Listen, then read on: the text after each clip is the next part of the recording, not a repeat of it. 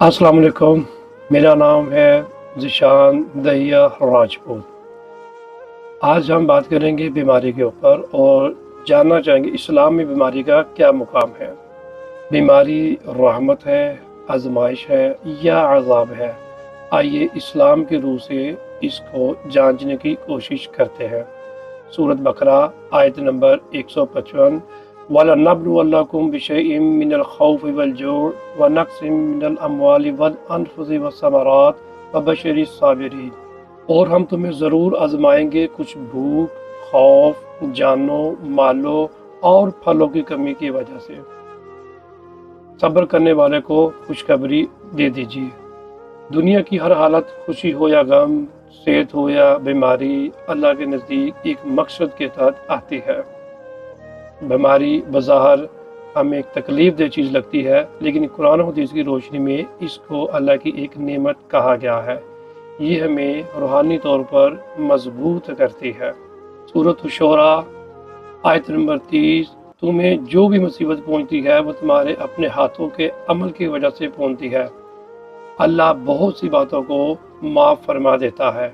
सूरत तौबा आयत नंबर 179 अल्लाह मोमिनों को ऐसे ही नहीं छोड़ देगा जब तक वो खबीस को तैयब से अलग ना कर दे। सूरत अंबिया आयत नंबर 83-84 और याद करो अय्यूब को जब उसने अपने रब को पुकारा, मुझे बीमारी ने छू लिया है और तू सबसे बढ़कर रहम करने वाला है, और हमने उसकी दुआ कबूल की।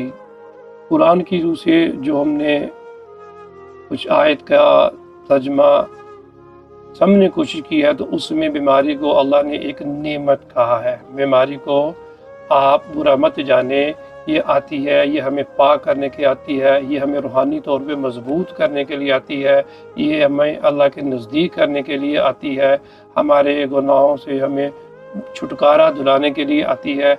इसलिए बीमारी को बुरा मत जाने, बल्कि अगर बीमारी आए तो अल्लाह के आगे सर्वजूद हो जाए, अल्लाह से अपने गुनाहों की माफ़ी मांगे, अल्लाह से तौबा इस्तग़फ़ार करे, नमाज की पाबंदी करे, रोज़े की पाबंदी करे। जो भूल चूल हो गई हो, अल्लाह के आगे सजदा वजूद होकर अल्लाह के आगे गिड़गिड़ा कर रोएं, ताकि अल्लाह आपको माफ़ कर दे और आपको इस बीमारी से अल्लाह पाक छुटकारा अता फरमाए।